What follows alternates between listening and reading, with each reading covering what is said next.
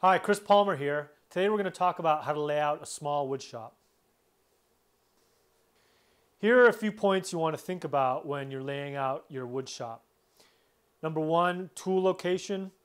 And don't forget to think about the material you're going to be running through those tools, both in feed and out feed.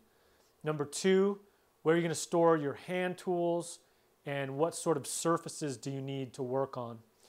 Number three, where are you going to store your materials, both sheet goods and solid stock. And number four, proper lighting and some sort of ventilation or dust control system is pretty helpful. The table saw is a real workhorse of the shop. You want to have plenty of room in front of the saw and at your outfeed section of the saw. The outfeed table is extremely important for supporting your work as it comes off the saw. I have room here for a 4x8 sheet to be ripped or cross-cut.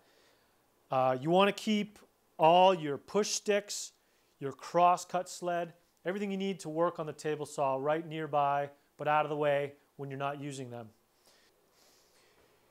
Here's a great way to store a whole bunch of lumber. Storing your lumber flat will help keep it straight. This is an adjustable shelf system. Each of these 2x4 arms is sandwiched in between two uprights. So I can pull them out and reconfigure the size of my shelf depending on what sort of material I have coming into the shop. This is actually a lot of lumber and not too much room. It utilizes the space all the way up to the ceiling. And you know, a lumber room is notorious for the piece you want is at the bottom of a pile. This way you have a lot less moving wood around to get to the stock you need. Here's where I store a lot of my hand tools. I have all my chisels, screwdrivers, random stuff here, more storage up high. My work surface here is the same height as my table saw, so when I do long cross cuts on the table saw, this actually supports the work. A vise is a great thing to have on all of your work surfaces, and always make as much storage as you possibly can. Here are some benchtop tools that I only need to use infrequently.